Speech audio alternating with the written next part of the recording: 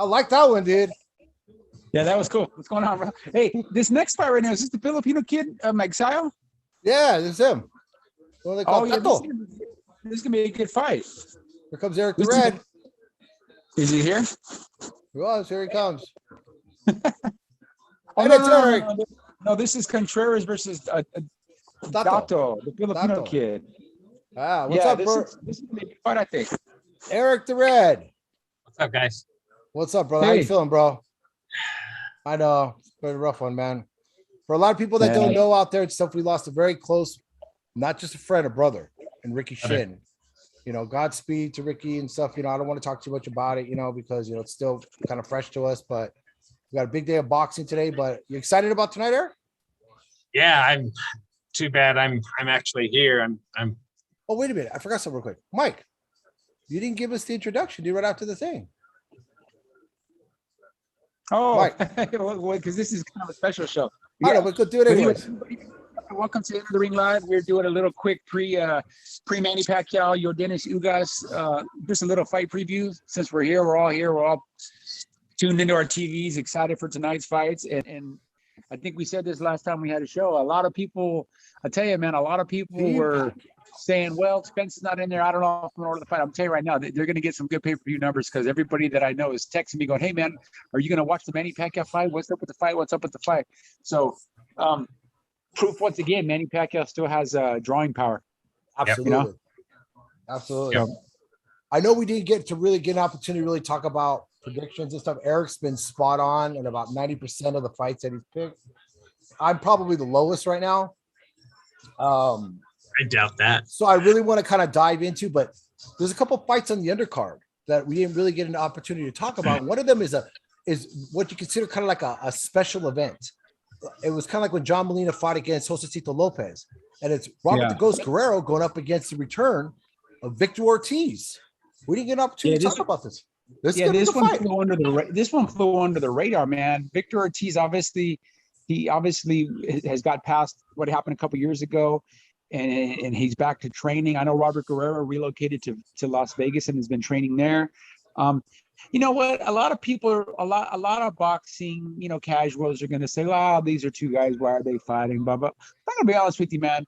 Hey, these two guys have put their heart, their blood, sweat, and tears, and their heart, and everything they've had into this sport. Let them fight a good fight on a pay-per-view, and I think it's going to be. I'm excited about that fight. That's probably the second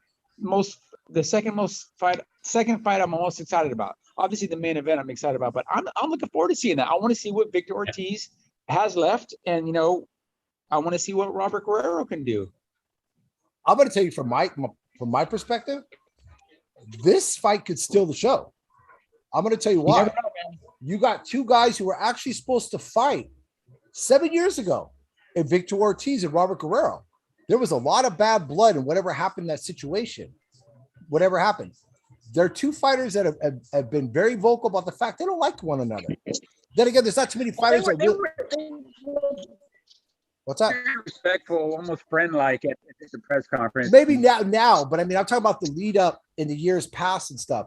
Robert Guerrero. Well, yeah, but they're obviously different fighters now. You know, these guys have both matured. They're in their early to mid 30s, so they've matured, and there's no bad blood. But that doesn't mean that once the bell rings, they're not gonna well, stand. They're two fighters that always bring 100%. Pretty much, Robert Guerrero to me is probably taking the biggest slide as far as a professional.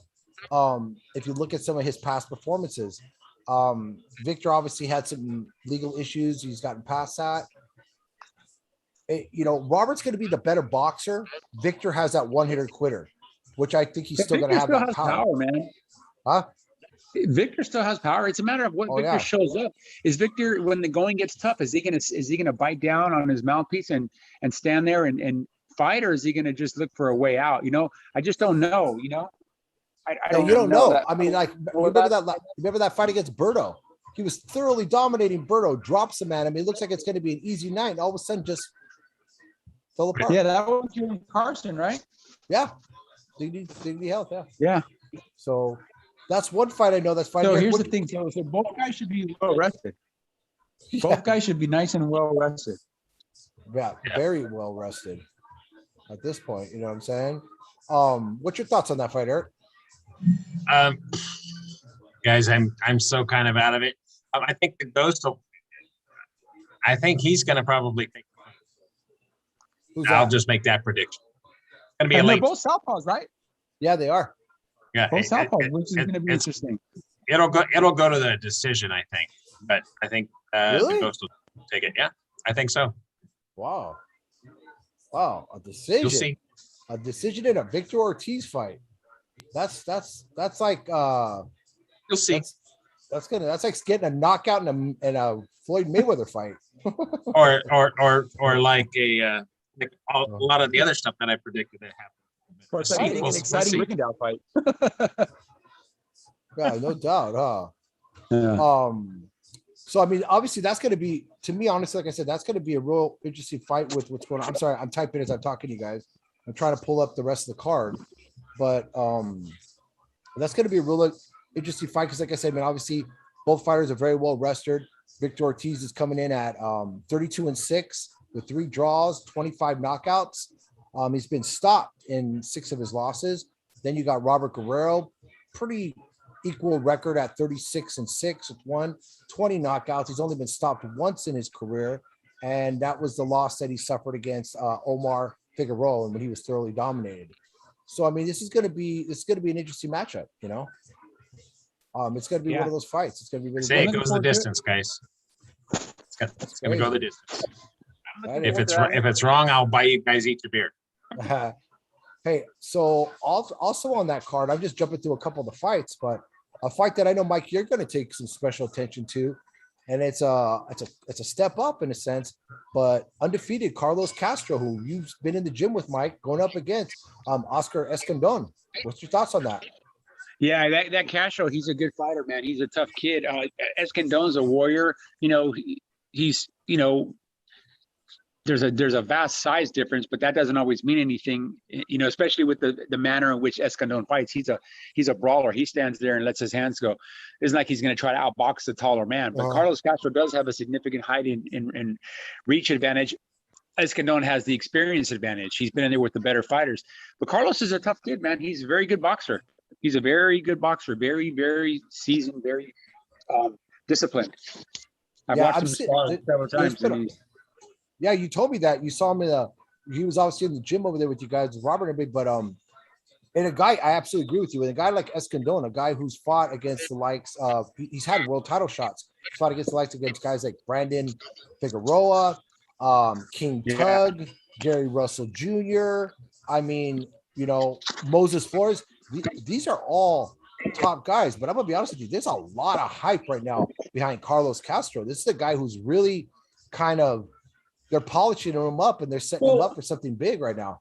I think he made the switch from, I believe he was fighting on Top Rank's platform, and now he's fighting under the PBC banner. So maybe there was a switch, you know, maybe like, I mean, Valderas went from PBC to Top Rank, and then I think Castro did the opposite, went from Top Rank to PBC.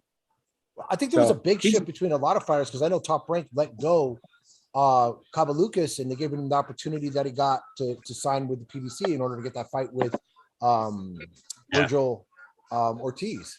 Yeah. So I mean, it is what it is and stuff. But I look at it this way: it's going to be a tough fight. I favor Castro. I don't know, Eric, if you've ever seen Castro fight. Very well schooled fighter, man. I haven't, but you know what? I'll take Michael seen him, you know, And you guys have seen him, so I mean, I'll go with what you guys are saying. And So. I've seen him spar with 130 and 135 pounders, and he's fighting this fight, I think, tonight at 122, right? So Yes. He's tough. He's a tough kid. Good boxing skills. Good stiff jab. Good straight right.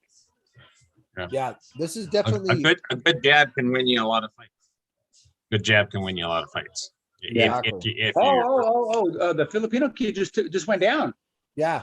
I just saw that right now. He just went down right now. Wow. And he's the Don't undefeated say anything. kid. I want to watch the fights later. Yeah, there's a lot of hype on this kid Dotto that's coming in right now. Contreras was brought in as a sacrificial lamb. It was made perfectly clear. I don't know if you saw the weigh-ins when they were talking about it and stuff. So, but there was also some talk about that Dotto really struggled to make this weight. So I don't know if he's maybe a little flat right now or what, but Contreras understands it and he's doing the right thing, going right after him. The fight's on PPC tonight, right? The Pacquiao fight. Right now they're on Fox Sports, I believe, on Fox Sports. Fox Sports. Actually, just type PBC on Fox on YouTube, Eric. And I'm gonna just stream it. I'm gonna stream it on my. They're on YouTube right now. Oh, okay. Yeah, they're on YouTube right now. Yeah.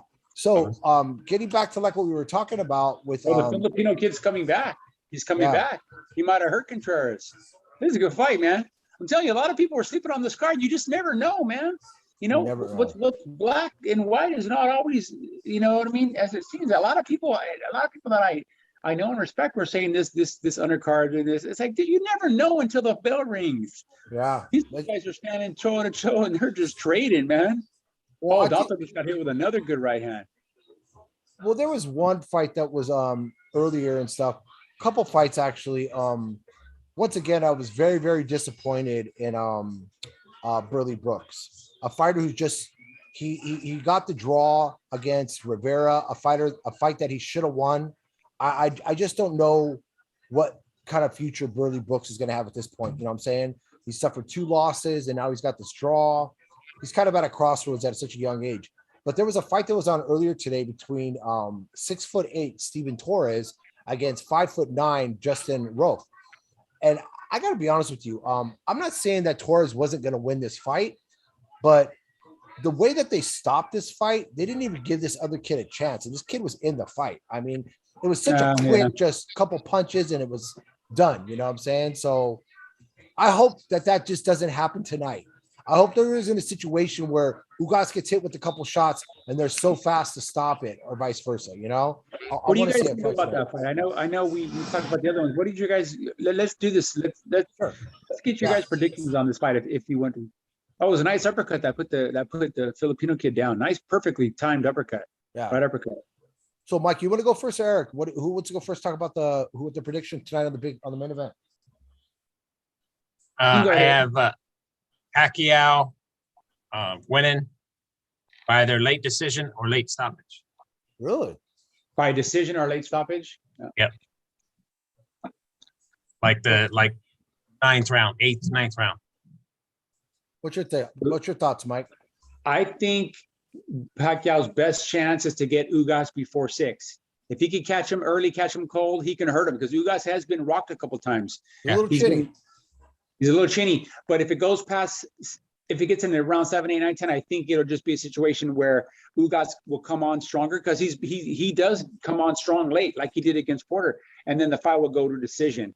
And Manny will probably, I guess it just depends on how well Manny does the first 6 rounds. If he can build a big lead, kind of like he did against Thurman, you know, he can win the fight.